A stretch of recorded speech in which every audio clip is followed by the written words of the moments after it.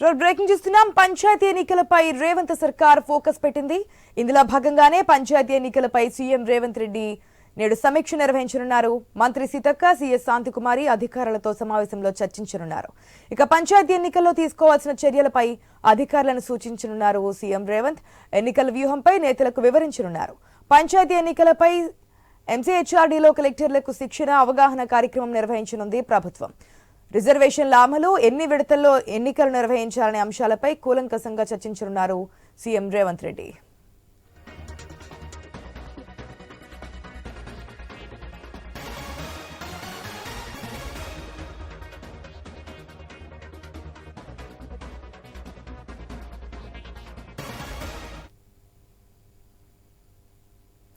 పంచాయతీ ఎన్నికలపై రేవంత్ సర్కార్ ఫోకస్ పెట్టింది. ఇందులో భాగంగానే పంచాయతీ ఎన్నికలపై సీఎం రేవంత్ రెడ్డి ప్రత్యేకంగా సమీక్ష సమావేశం నిర్వహించబోతున్నారు. అటు మంత్రి సీతక్కతో పాటు సీఎస్ అధికారులు కూడా ఈ సమావేశంలో ఉండబోతున్నారు. దీనికి సంబంధించి మరిన్ని అప్డేట్స్ మా స్పెషల్ కరెస్పాండెంట్ సునీల్ ద్వారా తెలుసుకుందాం.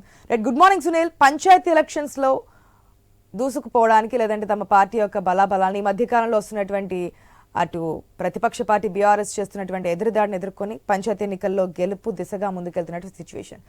అయితే ఏ విధంగా నిర్వహించాలి ఏంటి అనే దాని గురించి ప్రధానంగా సమీక్ష చేయబోతున్నట్టు తెలుస్తుంది. డీటెయిల్స్ ఏంటి?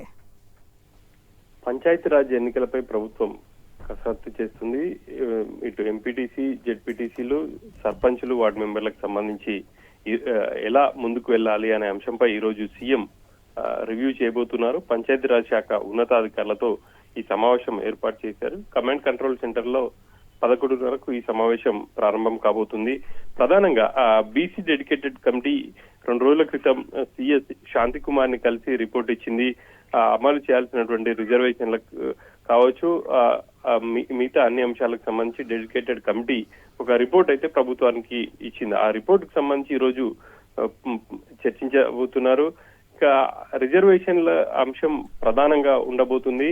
కామారెడ్డి ఈ సభలో అంటే గత ఎన్నికల ముందు ప్రభుత్వం ఒక హామీ, కాంగ్రెస్ పార్టీ ఒక హామీ ఇచ్చింది.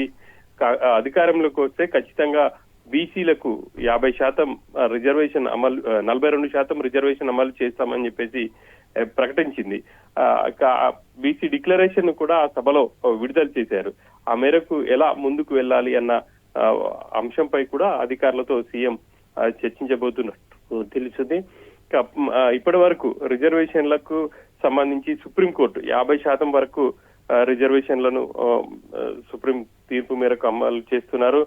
ఇక ఒకవేళ కనుక ఆ ప్రకారంగా వెళ్తే తాము ఇచ్చిన హామీని అమలు చేయలేం కాబట్టి ఇక ఎలా ముందుకు వెళ్ళాలి, రిజర్వేషన్లను ఎలా నిర్ణయించాలి, వీటి అన్ని అంశాలను కూడా కూలంకుషంగా ఈ రోజు అధికారులతో చర్చించబోతున్నారు. ఇక షెడ్యూల్ సంబంధించి 2 విడతల్లో ఎన్నికలు నిర్వహించాలా, 3 విడతల్లో నిర్వహించాలా, మొదట ఇటు ఎంపీటీసీ, జెడ్పీటీసీ నిర్వహించి ఆ తర్వాత సర్పంచులు, వార్డు మెంబర్లకు ఎన్నికలు నిర్వహించాలని ప్రభుత్వం భావనగా ఉంది. ఇక ఆ మేరకు ఎన్ని విడతల్లో ఎన్నికలు నిర్వహించాలి అని చెప్పేసి కూడా అధికారులతో పూర్తి స్థాయిలో సీఎం చర్చించి ఒక నిర్ణయం తీసుకోబోతున్నారు.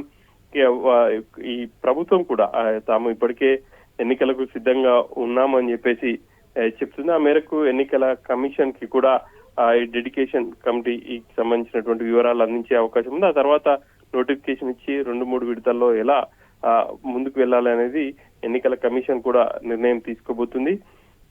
ఫలితాలకు సంబంధించి కూడా అట్లా పూర్తి స్థాయిలో ఈ రోజు సమీక్ష చేయబోతున్నారు.